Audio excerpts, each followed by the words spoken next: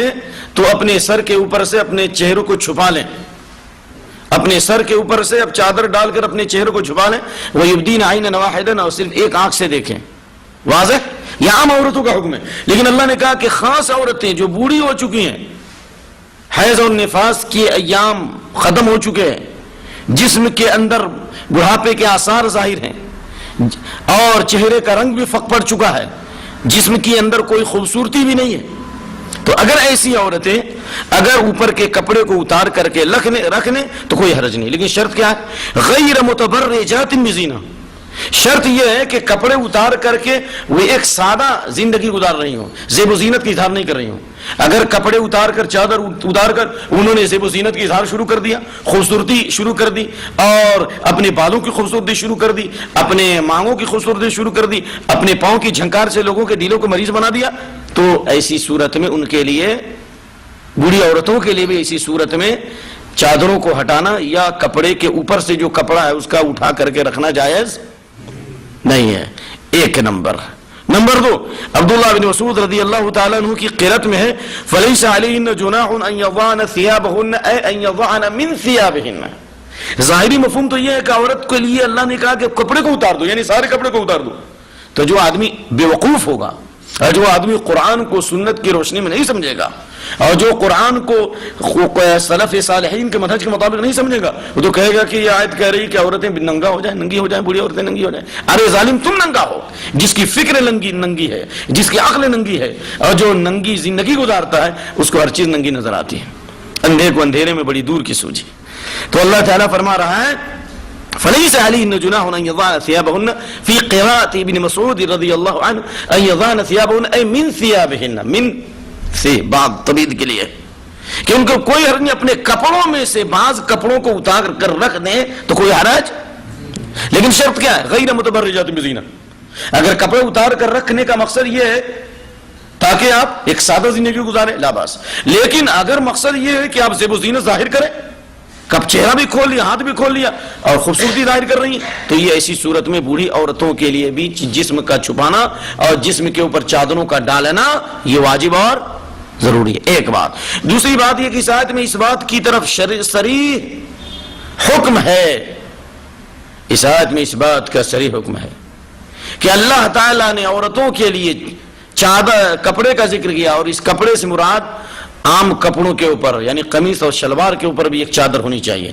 اس سے معلوم یہ ہوا کہ مردوں کا لباس اور ہے اور عورتوں کا لباس اور ہے، اور عورت کے لیے لباس کے اندر سخت پابندی ہے کہ صرف ایک کپڑے کے اوپر اکتفا نہ کرے بلکہ کپڑے کے اوپر بھی کپڑے کا استعمال کرے تاکہ کپڑے کے اندر پردہ ہو. ورنہ کیا ہوگا؟ رب کاسیۃ فی الدنیا عاریۃ فی الآخرہ.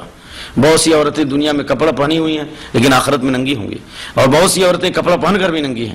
تو اس لیے عورتوں کے اوپر سخت پابندی ہے. لیکن اللہ نے آگے کہا وَأَن يَسْتَعْفِفْنَ خَيْرٌ لَهُنَّ وَاللَّهُ سَمِيعٌ عَلِيمٌ.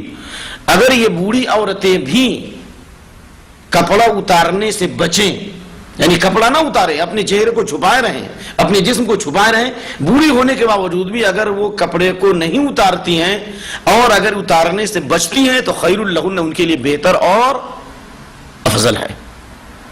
اتارنا جائز ہے، نہ اتارنا افضل ہے بوڑھی عورتوں کے لیے بھی. تو عام عورتوں کے بارے میں کیا خیال ہے؟ اسی سے علامۃ القصیم محمد بن صالح العثیمین رحمہ اللہ نے استدلال کیا کہ چہرہ بھی پردے کے اندر داخل ہے، بلکہ چہرہ مظہر جمال ہے، کیونکہ اللہ نے یہاں عام عورتوں کو رخصت نہیں دی ہے، بڑی بوڑھی عورتوں کو رخصت دی ہے. بوڑھی عورتوں کو رخصت دینا اس بات کی دلیل ہے، جوان عورتوں کے لیے یا بالغ بچیوں کے لیے اس میں رخصت نہیں ہے. اسی سے معلوم ہوا کہ جو بچیاں مدرسوں میں پڑھنے جاتی ہیں، اسکولوں میں پڑھنے جاتی ہیں، ان کو چاہیے کہ اپنے چہرے کو، اپنے جسم کو چھپائیں اور اپنے جسم کی نمائش کسی حال میں نہ کریں، اس لیے کہ ما ترکت بعدی فتنة اضر علی الرجال من النساء. اللہ کے نبی فرماتے صلی اللہ علیہ وسلم، میرے بعد مردوں کے حق میں سب سے بڑا فتنہ جو کیا ہے؟ عورتوں کا فتنہ ہے. اللہ نے فرمایا اس کے بعد واللہ سمیع علیم، اور اللہ تعالیٰ سننے والا اور جاننے والا. سبحان اللہ. اللہ تعالیٰ حکم بتا کر کے پھر اپنی صفت کا تذکرہ کرتا ہے. اللہ نے حکم بتا دیا، خلاص کافی تھا. پھر اللہ نے یہ کیوں کہا واللہ سمیع علیم؟ اللہ سنتا بھی ہو، جانتا بھی. کیا مطلب؟ یعنی جو تم بول رہے ہو ان آوازوں کو بھی اللہ سن رہا ہے. جو تمہارے دلوں میں جو بات ہے اور جو تم عمل کر رہے ہو اللہ تعالیٰ اس سے واقف ہے. ان آیات اور ان احکامات کے سننے کے بعد اگر تم نے حق کو قبول کر لیا اور زبان سے اظہار کر لیا کہ بالکل ہم اس کے اوپر سمعنا واطعنا، تو اللہ اس کو بھی سنتا ہے. اور اگر سننے کے بعد تم نے مخالفت کی تو اللہ اس آواز کو بھی جانتا ہے. زبان سے تم نے موافقت کی لیکن علیم، دل کے اندر خیانت ہے یا عمل کے اندر فساد ہے، تو اللہ اس سے بھی واقف ہے. اس سے معلوم ہوا کہ آدمی کو اللہ کی شریعت پر عمل کرتے وقت اللہ تعالیٰ کی عظمت و کبریائی کا استحضار کرنا چاہیے. اللہ سنتا اور جانتا ہے.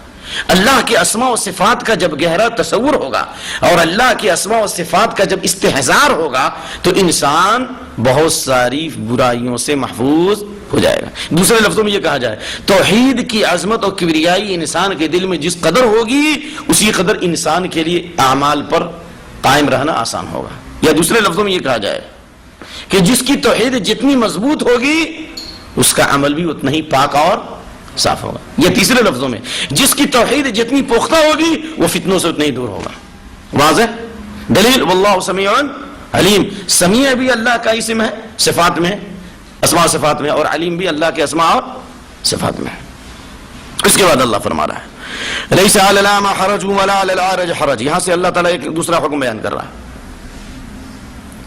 ان آیات کے اندر جو بھی اس کے بعد جن میں اللہ تعالیٰ نے کچھ عام احکام دیے ہیں، یہ تو عام لوگوں کے تعلق سے تھا، اور عام لوگوں کے بعد اللہ تعالیٰ نے بوڑھی عورتوں کا بیان کیا.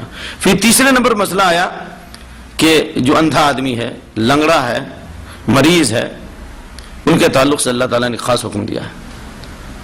کیونکہ یہ اندھا آدمی، لنگڑا آدمی اور مریض، ٹھیک ہے مردوں کے لیے پردہ نہیں، عورتوں کے لیے پردہ ہے، لیکن مردوں کے لیے بھی پردہ اس وقت ہے کہ عام گھروں میں داخل نہ ہو. اللہ نے پہلے بتا دیا نا 26 اور 27 نمبر کی آیت میں لا تدخلوا بیوتا غیر بیوتکم، اپنے گھروں کے علاوہ عام گھروں میں داخل نہ ہو جب تک اجازت نہ لو. تو کچھ ایسے حالات تھے جس میں صحابہ کرام اس میں کافی پریشان تھے، اندھوں کے تعلق سے، لنگڑوں کے تعلق سے اور مریضوں کے تعلق سے. اس سلسلے میں جو روایات آئیں اس کا خلاصہ یہ ہے کہ صحابہ کرام اس بات سے ڈرتے تھے کہ اپنے اندھے رشتہ داروں کو، لنگڑے رشتہ داروں کو اور مریض رشتہ داروں کو کھانے میں شریک رکھیں. اس لیے کہ اگر اندھا آدمی کھانے میں شریک ہے تو اس بات کا ڈر و خوف ہے کہ دیکھنے والا آدمی زیادہ کھائے گا اور اندھا آدمی کم کھائے گا. لنگڑا آدمی صحیح طور سے نہیں بیٹھ سکتا، دوسرا آدمی جو اس کے مقابلے میں جو تندرست آدمی ہے وہ صحیح طریقے سے بیٹھے گا اور وہ کھانے میں بھی تیزی کرے گا اور یہ آدمی اپنے آپ کو سنبھالنے میں رہ جائے گا. اس لیے صحابہ ڈرتے تھے کہ لنگڑوں کے ساتھ نہ کھایا جائے. یا مریض آدمی، مریض کے ساتھ کھانے میں بھی ڈرتے تھے کہ شاید مریض کم کھائے گا، بیماری کی وجہ سے ہم زیادہ کھا لیں گے.